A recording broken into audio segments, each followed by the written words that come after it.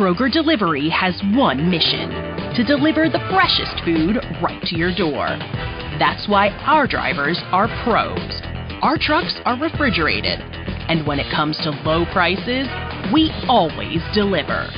With $20 off your first order of $75 or more, there's no better time to get in on the action. Mission accomplished. Restrictions apply. See site for details. Blog Talk Radio.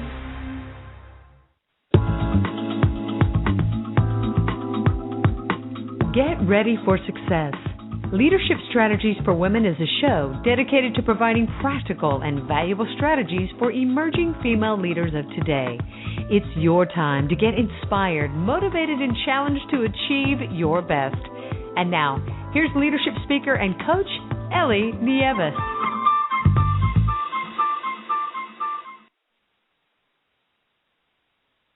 Hello, and welcome to Leadership Strategies for Women Radio. I'm your host, Ellie Nieves, and I'm a professional speaker and leadership strategist.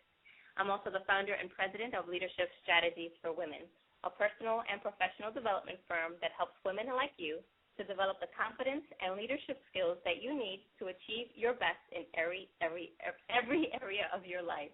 For more information on how I can help you achieve your best, you can visit my website at leadershipstrategiesforwomen.com. You can also connect with me on Facebook if you run a search for Leadership Strategies for Women. The topic of our show today is The Real Deal About Money, and our guest is Lynn Richardson. Known to thousands as the mortgage guru, Lynn Richardson is an author, entrepreneur, and financial coach who uses her quick wit and humor to present to others about how to face their money issues and achieve personal, professional, and spiritual harmony. With more than a decade of leading roles in the banking and real estate sales industries, Lynn's vision is best portrayed in her books, most notably Living Check to Monday, The Real Deal About Money, Credit, and Financial Security. Lynn has been featured in Essence, Jet, Upscale, and on the Tom Joyner Morning Show, and in countless media outlets nationwide. Lynn, welcome to the show.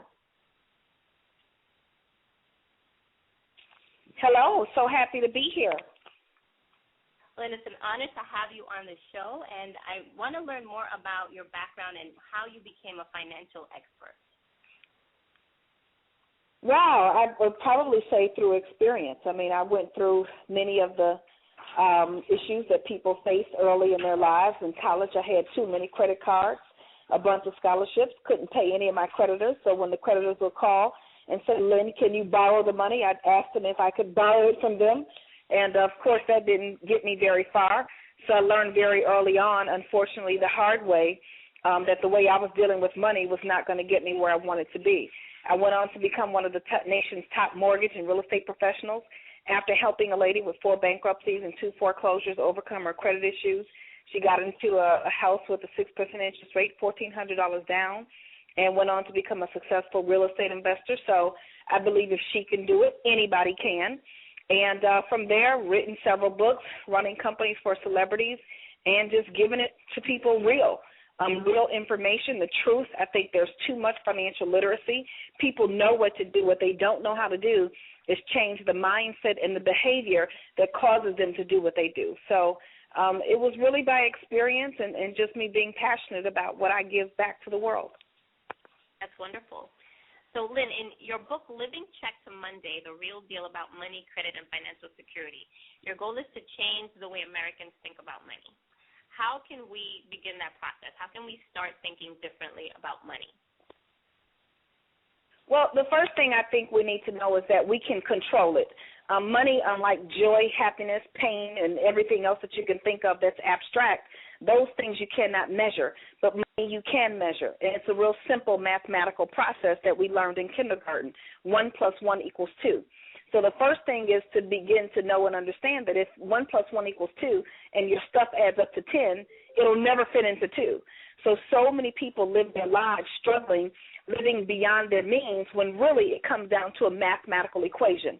So if you go home and you look at your income and your income says $2,000, but all of your bills and the things that you do every single day and week and month and year after year add up to $5,000 a month, then you're never going to get out of that cycle. The first thing that we have to do, though, in order to get out of that cycle is be willing to face the truth. And all too often, we don't want to track our money. We don't want to actually sit down and write a budget. We don't want to deal with it that way because we want to do what we want to do, and I've been there. And so we think that when we take a look at the money that we actually lose control, but it's actually when we take a look at it and we deal with the truth of it, that's when we gain control. So, I say some say money talks, but I say money walks away from you quietly, and you don't know where it went. So in order to go find it, you got to track every penny so you can get it back. I love that. And, Lynn, I think the essence of what you're saying is that we really need to develop some discipline around our financial planning. So how can someone develop that discipline to stick with a financial plan? I'm not going to call it a financial plan because that sounds too technical. That sounds like something that people with dark suits on, and they're going to tell you when folks start getting nervous and scared and doing all of that. I'm just going to say how you live every single day, because we take this term financial plan and we make it so grand and so big that we miss the basic point. And the basic point I talk about in my book, Living Check to Monday, at Essence Magazine, and pretty much anywhere that I go to speak, is to live by the 10-10-30-50. So every time you get any money, the first 10%, I believe you tithe and you give. When I started tithing, I had a big old fat corporate paycheck, but my bills was more than my check. And so I started tithing so that at least I could have God on my broke side when I prayed. I just said, you know what I'm doing isn't working, so let me do the right thing. And eventually things began to fall into place for me because I had the discipline to tithe. Then I had the wisdom to know with the rest of the money, and even more importantly than that, I was able to stick to something and understand how it was going to benefit me personally. So I believe the first 10% you tithe, the next 10% you save, and saving is not just about for a rainy day. My grandmother raised me, and I grew up in the projects in Chicago, and she taught me all the things that you're supposed to, go to school, get a good education, get a good job, go to church on Sunday, wear clean underwear in case you get hit by, all those things.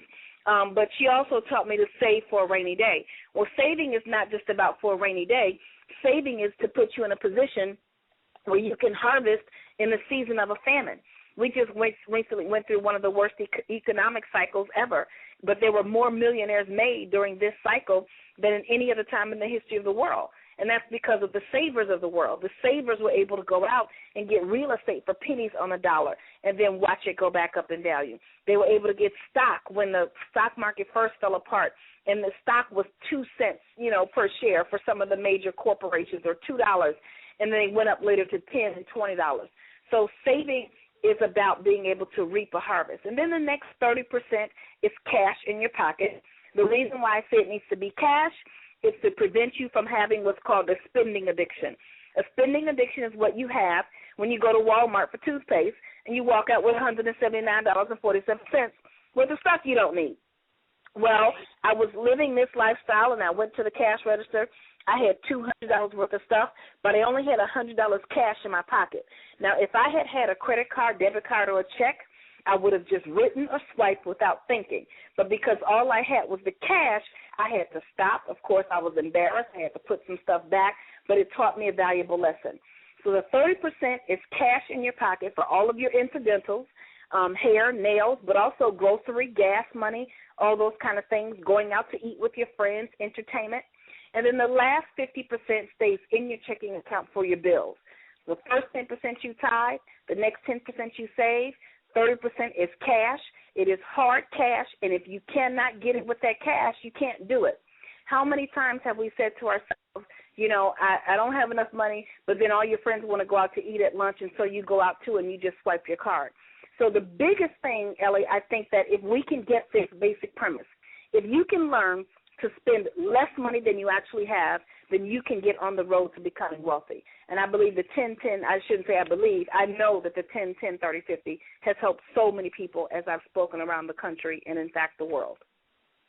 I love your no-nonsense approach to financial, stability and looking for, gaining that aspect of wealth in your life. But do you ever recommend that someone get a financial planner, or do you always recommend that people self-educate when it comes to money matters? I think you should self-educate, but I also think at some point when you get into a situation where you're ready to grow, then you get with a financial person who can help you understand, but then it's still ultimately up to you to understand those choices and make them together. I think all too often people come and they have a meeting with a financial planner looking for the financial planner to help make a miracle happen out of bad habits. And I think the first thing is to get rid of those bad habits, to deal with the fact that 1 + 1 = 2. Then when you have some surplus residual income or discretionary income, then you have something for a financial person to plan, if that makes any sense at all. The other thing that I see, I often see situations where financial planners talk people into spending money they don't have.